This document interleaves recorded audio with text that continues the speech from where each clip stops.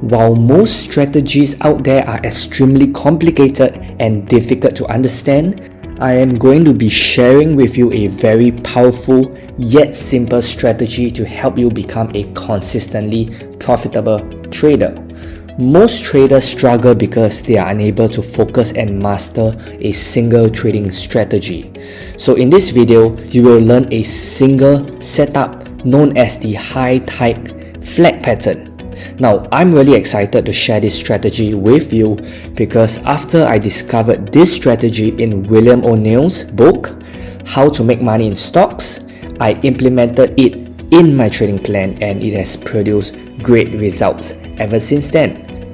In this video, we would discuss what the high tide flag pattern is, the entry, the exit criteria, as well as other confluences to help you get better results. We would also go over 2 case studies of trades that I've taken using this strategy.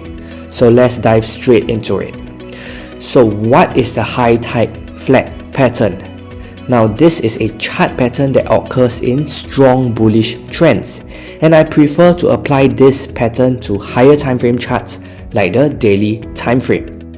It all begins with a bullish impulsive move up. After this impulse, the market usually consolidates and pulls back for a few days or weeks. The pullback is often categorized by candles of smaller sizes, and this shows a reduction in the volatility of the financial asset that you are trading. In this case, it's Forex, it's a currency pair. Now, to confirm a trend continuation, you have to wait for a bullish breakout. This occurs when the next daily candle breaks out of the consolidation range and closes above it, with a strong impulse showing a significant price displacement. This indicates that buyers are entering the market and the bullish trend would most likely continue. Now that you understand how this strategy presents itself, let's discuss the entry and exit criteria as well as the confluence. Well, based on my experience with this strategy, it's best to enter a buy after the close of the bullish day. Ideally, you want to see a big bullish bar. This indicates strength and momentum in the move. While this strategy does have a high win rate and good risk to reward ratio, you still need to use proper risk management and exit strategies. For me, I typically place my stop loss below the breakout candle. This is a conservative and efficient stop loss placement because if the trend is likely to continue, then the market is less likely to violate the open price of the breakout candle. The trade management parameters are very simple as well. You can take partial profits at reasonable price levels such as support and resistance levels, or whenever the market moves in your favor by a certain percentage. Now, if you see that the market stalls and consolidates after your entry, then you may consider prematurely closing the trade. Ultimately, the decision to hold or close the trade is entirely up to you. It depends on your trading rules and psychological resilience. If you are totally fine with leaving the trade open and holding throughout the market's consolidation, then that's fine. But if you are not, that's fine as well. Do what feels comfortable to you. Now let's talk about confluences. As a trader, I love to complement price action strategies with indicators. Now this isn't compulsory and it's not mandatory as part of this strategy. But if you want additional odds enhancer so that you can find high probability trades, then this will help. So which indicator should you use for extra confluence?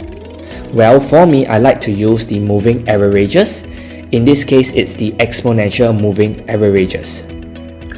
Personally, I like to use the 10, 20 and 50 period exponential moving averages.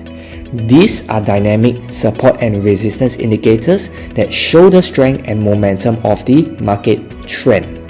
I have previous videos showing you how to use moving averages as dynamic support and resistance. So if you have not checked that out and you are new to trading, please consider checking that video out next. Now, the high tide flag strategy is a trend following strategy.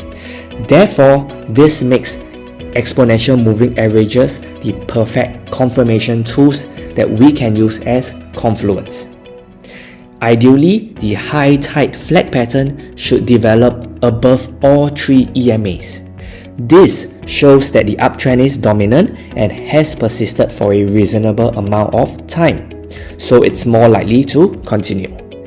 In addition, it's best to see all three EMAs align sequentially. So what this means is that the 10 EMA should be above the 20 EMA and the 20 EMA should be above the 50 EMA. This arrangement is significant because it confirms the strength of the uptrend across different time periods. Exponential moving averages work by taking the average of opening or closing prices across a specific time period. Therefore, if the high tide flag pattern forms above EMAs of different periods, then the uptrend is dominant and strong. Most importantly, all three EMAs should trend upwards. This shows a strong momentum to the upside and a greater likelihood of having a bullish impulsive movement up. In addition to the use of EMAs, I love to observe and monitor price action from a lower time frame perspective. This isn't mandatory, but it can help you confirm a trend continuation. Bullish structure is categorized by higher highs and higher lows, and observing a bullish structure from a lower time frame perspective can help you confirm a higher time frame bullish impulsive move. With that said, let's discuss some case studies. The first example here is a buy trade on Kiwi dollar. First, we identify the impulsive movement here. After the impulsive movement, the market consolidated for a short period. Wait for the market to consolidate and break out of the range with a candle close outside the consolidation range. Enter at the open of the bullish breakout candle with the stop loss just below it. Fortunately for this setup, our rules for trading with the 10, 20 and 50 EMAs were met. We can see that the pattern developed above all the three EMAs. This was an indication that the uptrend was strong and very much likely to continue. The EMAs were sequentially arranged with the 10 EMA above the 20 EMA and the 20 EMA above the 50. This arrangement confirmed the bullish momentum of the Kiwi dollar.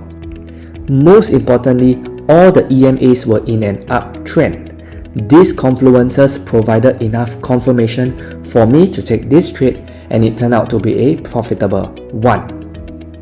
Now let's take a look at another example. This time, let's have a look at the gold chart. Can you spot the impulse followed by the high tide flag pattern? Well, here it is. Notice that the size of the candles were larger during the bullish impulsive move. This shows the presence of buyers and a willingness of the gold market to trade higher. Large candles show greater volume and momentum, so always take note of that. The profit taking during the consolidation phase causes a shallow retracement. As you can see on the chart, the price created a nice impulsive move prior to the retracement.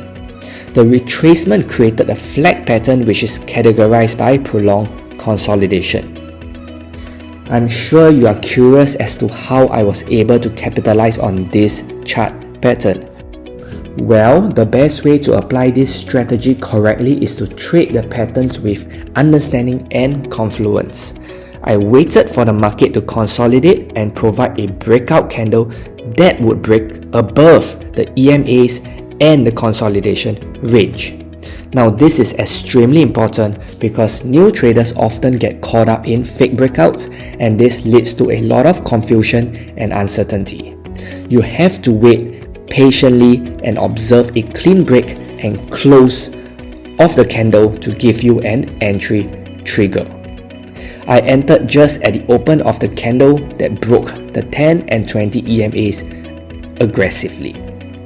You also need to understand that setting targets is just as important as other parts of your trading plan. While trading with this strategy, I love to set targets by a method that I call impulse swing projection. This simply means that the impulse prior to the consolidation can be used to estimate the impulse after the market breaks out of consolidation.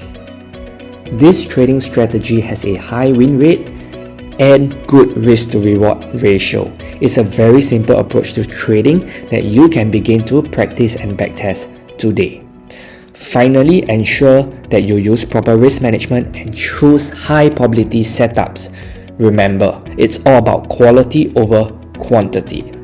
I hope you enjoyed this video and don't forget to like and subscribe. If you have any questions, feel free to post them in the comments section down below. Thanks for watching and I'll see you in my next video.